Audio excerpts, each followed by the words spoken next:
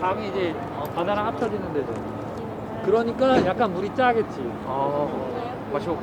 민물고기도 있고 바닷물고기도 있고. 마셔.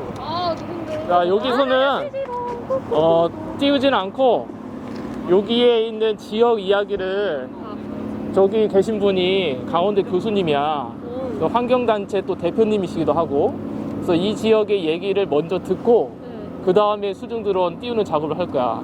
그래서 저기 정자를 지금 다 같이 가가지고 거기서 촬영도 하면서 얘기도 듣는 거예요. 네. 자, 지금 갑시다.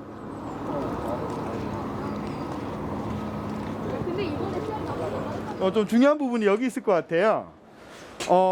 사실 저희가 뭐 초록날개 환경시민 액션 플랜이라고 단체를 이제 만든 것 중에 하나는 사실 최근에 환경 문제인 인류세 문제를 많이 얘기하고 있습니다.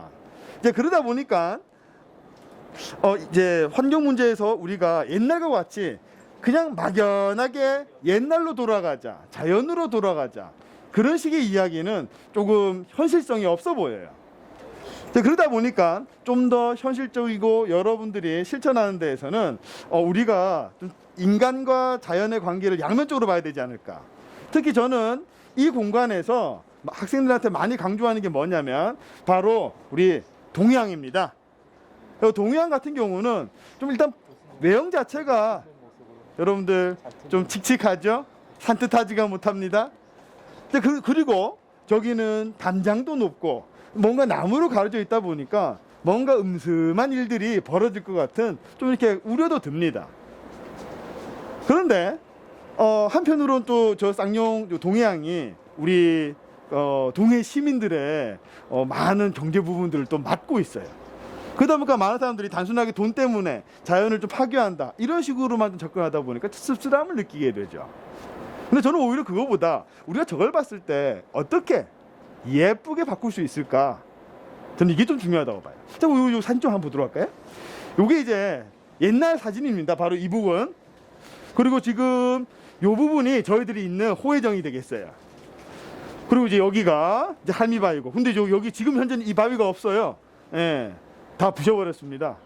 그래서 지금 이제 요만큼만 남아 있는데, 이제 제가 이렇게 옛날 사진을 보여드리는 것은 다시 돌아가자고 이런 걸 보여드리는 건 아닙니다. 오히려 옛날엔 이랬는데 현재는 이렇구나. 그렇다면 미래는 우리가 어떻게 바꿔볼까? 매번 동일하게 우리가 아쉽지만은 부시고 돈벌이를 위해서 하자 이런 개념보다도 지금 현재 우리가 그런 좀 아쉬운 마음이 있다면 좀 새롭게 예쁘게 좀 꾸밀 수 있지 않을까. 그리고 또 두 번째로는, 그래서 저는 이 지역하고 굉장히 면밀한 부분을 강조드립니다. 그래서 저는 동해안의 어떤 정체성에 대해서 고민을 하게 되죠. 이제 그랬을 때 저는 요 동해안 너머, 저기 너머에 뭐가 있냐면 저기 송정동이라는 이제 동네가 있어요.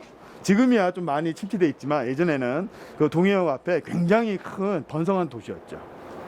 그런데 1990년대 이후에 거기 고고학적인 유물로 발견된 게 뭐냐면 기원 후 400년쯤, 그러니까 3세기 4세기쯤에 굉장히 영동권 최고의 철기 유적이 발견됩니다. 그래서 그 당시에 한 1800여 호가 있지 않았을까. 그러면 적어도 한 5명이나 뭐 7명 정도 7인 가구 살았다 치면은 곱하기 하면 엄청난 수의 거의 뭐 1, 2만 명 수준의 거대한 어떤 도시가 살고 있었다. 이제 그런데 왜 이런 말씀 드리냐면, 사실 우리 이 동해시는 북평하고 묵호라는 도시가 합쳐지게 됐어요. 근데 이 북평이 원래 뜻이 뭐냐? 북녘 북자에다가 뭐 들평자인데, 이 북녘이라는 소리는 뭐냐? 삼척 중심으로 봤을 때 뒷동네라는 의미입니다. 그러다 보니까 은연중에 우리는 그냥 삼척 중심지에 있는 변두리 지역이구나. 이제 그런 생각을 계속 가지고 있다가 이제 동해시가 만들어지면서 이제 삼척하고 우리가 분리돼 가지고 여기 묵호하고 결합하면서 시를 이제 만들게 되다 보니까 좀 새로운 정체성들이 필요했던 것 같아요. 근데 저는 그래서 그걸 봤을 때 그럼 우리 그 고고학적 유물은 분명 없이 동해시에 굉장히 번성한 도시를 만들어 주는데 어떻게 여기가 우리 이제 인용 문헌에 따르면은 뒤뜰로 전락했을까? 그래서 저는 그 실직국의 역사를 조금 추적을 해봤어요. 그래서 물론 뭐 굉장히 좀 그 역사적 사료는 적지만 일단 뭐 서기 102년에 그 파사이사금 때 여기 안일왕이라는 분이 신라의 그 항복을 하면서 실직국이 이제 그 신라에 흡수됐으나 솔직히 그때만 하더라도 거리가 워낙 멀고 기술이 없다 보니 대부분 이 지방자치제로 많이 좀 이렇게 허락을 많이 해줬어요. 그런데 이제 우리 역사 시간에 배웠던 것처럼 장수왕 때 고구려분들이 막 쭉쭉쭉 내려와고 울진까지 막 내려왔어요. 그러다 보니까 신라도 아이고 이대로 있다가는 경주까지 쳐들어오겠구나. 특히 그때는 배를 타고 막 넘어오기 때문에 그래서 어떻게 했느냐 이사부를 시켜가지고 저기 삼척에 실직 군도 만들고 예, 그래서 이 북방 정책을 펴가지고 고구려를 몰아내게 되죠. 그러면서 그쯤에 기록은 없으나 아마 이 동해에 있던 실직국의 유민들을 울진으로나 다른 지역으로 좀 이동시키지 않았을까. 그리고 이제 그 군사 기지로서 삼척을 강화하면서 이제 거기가 이제 계속 삼척의 어떤 중심지로서 이 지역의 중심지로서 뭐 우리 뭐 군수들이라던가 뭐 지역 부사들 이런 유명한 분들이 그쪽으로 부임해서 여기까지 이제 그 관할 통치하게 되는 그런 과정이 좀 있지 않았나 싶었습니다. 이제 그랬을 때 뭐 저는 실직국의 중심지를 여기로 비정한다고 해서 삼척의 것을 뺏어오자는 것이 아니라 오히려 실직국이 가지고 있었던 해상 무역이라는 부분. 예전에 창해 삼국이라 해서 강릉의 하슬라국, 우리 동해의 실직국, 그다음에 울진의 파단국이라는 나라가 예전에 존재했었다고 합니다. 근데 이 세 국의 나라 특징들이 뭐냐면 저 멀리 김해, 가야국 또는 그 너머 전라도 지방까지 가면서 많은 분들이 이 물자 교육을 통해서 쇠를 가지고 와서 여기서 쇠를 이제 다시 만들어 가지고 물건들 다시 팔고 그런 어떤 네트워크의 중심지 한 축이었다, 허브였다.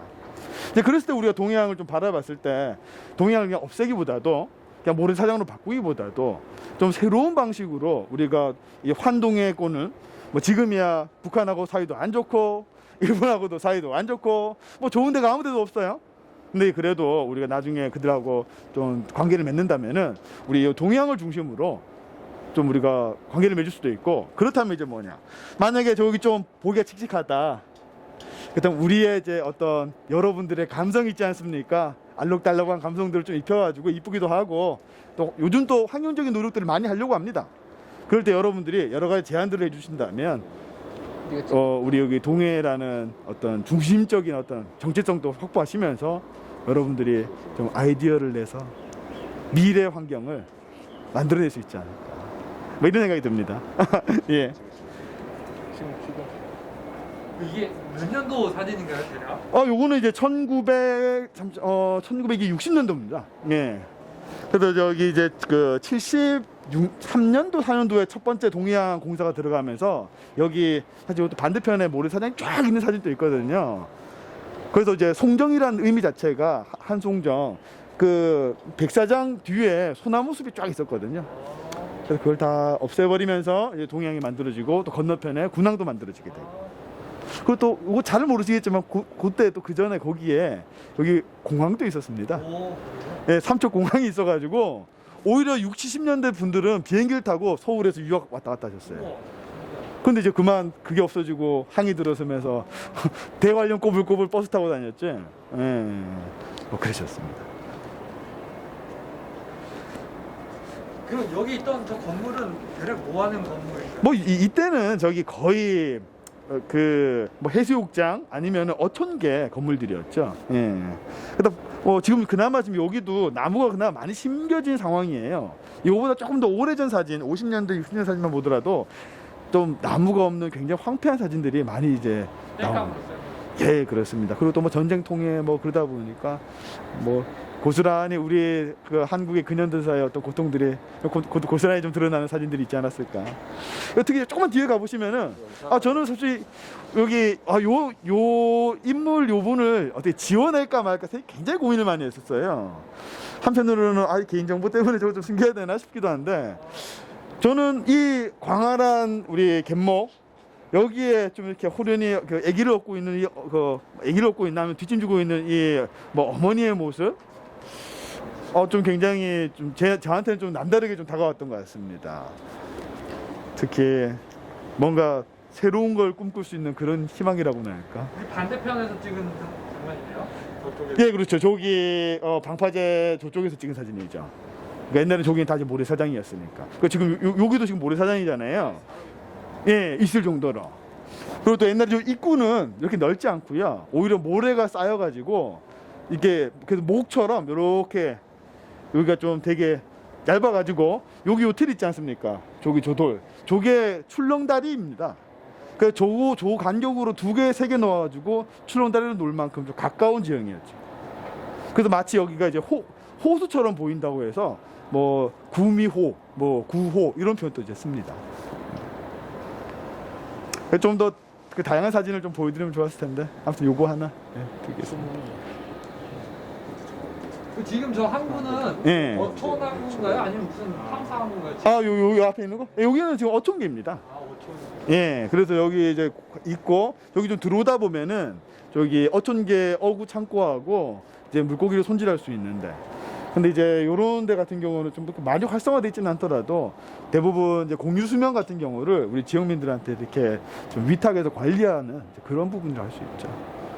화력발전소 못 가서 여기 하수구 폐기물이 있어요. 하수 정말 처리장이. 예, 정말 처리장. 근데 그게 그냥 하수뿐만 아니라 대부분 다 우리 화장실 나오는 것들을 처리하는 데인데, 이제 그러다 보니까 그거를 저기 바다에다 바로 방류를 하면서 뭐 문제도 있고요.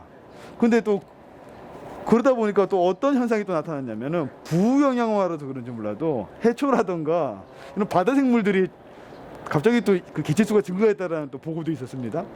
그러니까 오늘 조금 시간을 두고 저희들이 좀 생태학적인 어떤 영향력들을 좀 판단해야 되지 않을까. 예.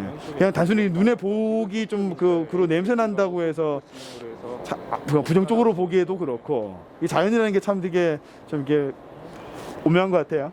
예. 아마 그런 부분에서 저는 좀 우리 수중 들어온 팀이 많이 가능하다면 좀 여기 요런 이제 수질 이런 것들을 보면서 뭐 좋은 것, 그러니까 수질이 좋은 것과 탁도도 이제 구분할 수 있겠지만은 그 안에 어떤 그 수중 생물들의 어떤 개체수, 군락지 뭐 요런 범위들도 만약에 확인할 수 있다면 좀 재밌을 것 같아요.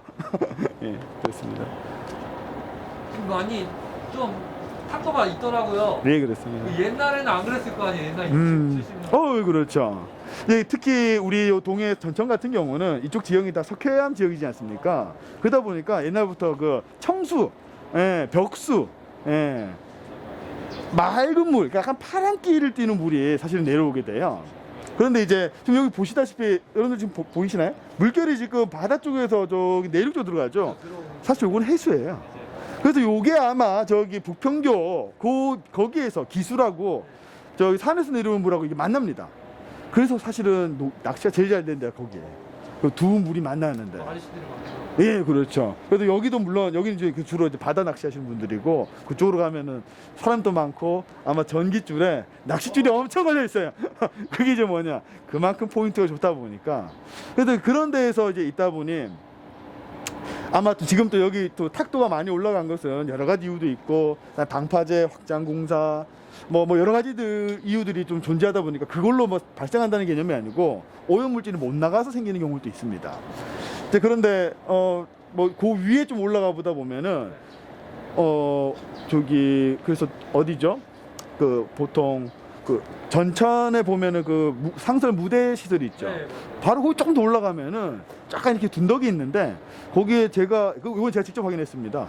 너구리 가족이 서식하는 것까지 확인했어요. 예.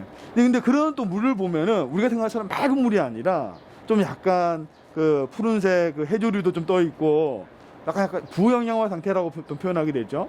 그리고 또 이제 그 수초도 많이 있게 되고, 그러니까 아주 깔끔한 그런 환경이 안 나왔더라고요. 예. 아무튼 뭐 그런데 뭐 그런 부분에서 저희들이 좀 더 면밀히, 그러니까 좀 많이 관찰하고 기록을 남겨놓는다면 분석하기 쉬울 것 같아요. 네. 예.